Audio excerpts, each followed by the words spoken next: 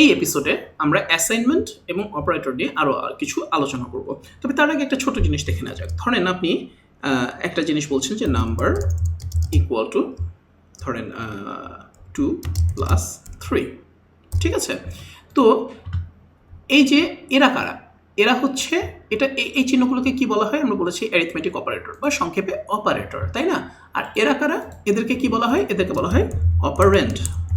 ওকে, আর চিহ্নটাকে বলা হয় অপারেটর। এই কথাগুলো মাথায় রাখা জরুরি প্রয়োজন, কারণ পরবর্তীতে আপনি যখন একটা টেকনিক্যাল ডকুমেন্টেশন পড়বেন আপনি হয়তো দেখবেন যে অপারেন্ড।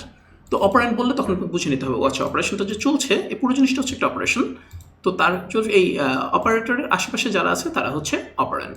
ওকে, আচ্ছা এখন পিএইচপিতে আপনি ইচ্ছা করলে 2-3টা ভ্যারিয়েবলকে একসাথে অ্যাসাইন করতে পারেন। যেমন ধরেন আপনি দিয়ে দিলেন 2।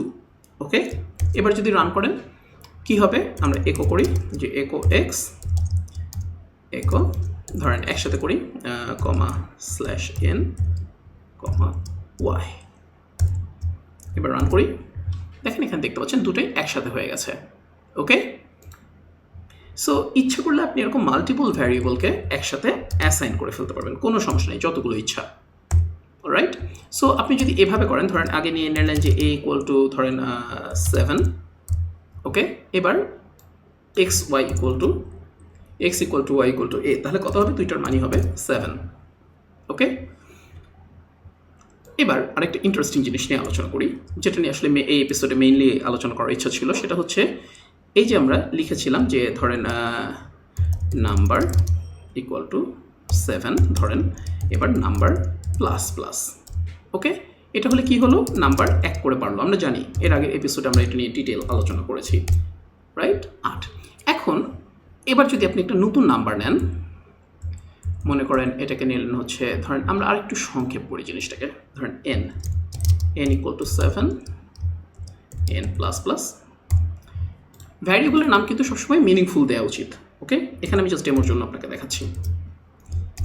এবার আপনি যদি মনে করেন একটা ভ্যারিয়েবল এখানে নেন যে m equal to n plus plus, প্রথমে m এর মান, এরপরে /n, তারপরে n এর মান যদি দেখান, কি হবে বলেন তো?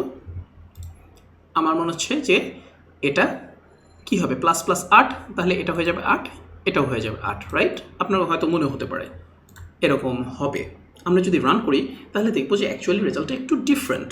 রান করি, চলেন দেখেন, m এর মান আছে 7 আর n এর মান আছে 8। কেন? আপনি যখন এভাবে কোনো একটা কিছুকে অ্যাসাইন করবেন, ঠিক আছে, এটার মানে হচ্ছে অ্যাকচুয়ালি এই জিনিসটা পিএইচপি যেভাবে ইন্টারপ্রেট করে সেটা হচ্ছে যে m ইকুয়াল টু n, তারপরে n সমান সমান n প্লাস 1। এই জিনিসটার মানে হচ্ছে এটা। ওকে, সো এখন দেখেন আপনি যদি এটা 7 থাকতো, 7 আছে, সো আমরা যখন এটা চালাচ্ছি অ্যাকচুয়ালি এই জিনিসটা, এটার মানে হচ্ছে আমরা বলছি যে m ইকুয়াল টু n, অর্থাৎ 7 আগে এখানে চলে আসলো, সো m এর মান থাকলো 7, n এর মান এবার প্লাস 1 হয়ে গেল, অর্থাৎ 8, যেটা অ্যাকচুয়ালি আমরা এখানে দেখতে পাচ্ছি। ওকে, এইটাকে প্রিভেন্ট করার জন্য আরেকটা উপায় আছে। যেমন ধরেন আপনি যদি এভাবে বলেন যে প্লাস প্লাস n, আপনি এভাবেও বলতে পারেন। এবার যদি আউটপুট দেখি তাহলে কি হবে? এবার দুটাই 8। এটার মানে কি? এটার মানে হচ্ছে যে এটার মানে যখন এটা এভাবে যখন আমরা কল করছি তখন অ্যাকচুয়ালি n সমান সমান n প্লাস 1 এবং m সমান সমান n, এটা পিএইচপি তখন এইভাবে পড়ছে। ওকে, যখন আপনি মানে এরকম করে লিখছেন যে m equal to plus plus n, এই জিনিসটা পরবর্তীতে অনেক ইম্পর্টেন্ট, অনেক কাজে লাগবে।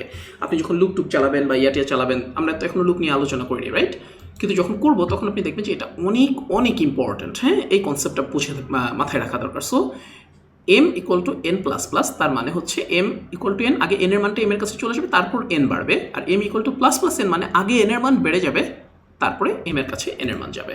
ওকে, সো দুইটার মাঝে ডিফারেন্স আছে, এই জিনিসটা বোঝাটা খুব খুব খুব ইম্পর্টেন্ট এবং মনে রাখাটা। ওকে, অলরাইট গাইস।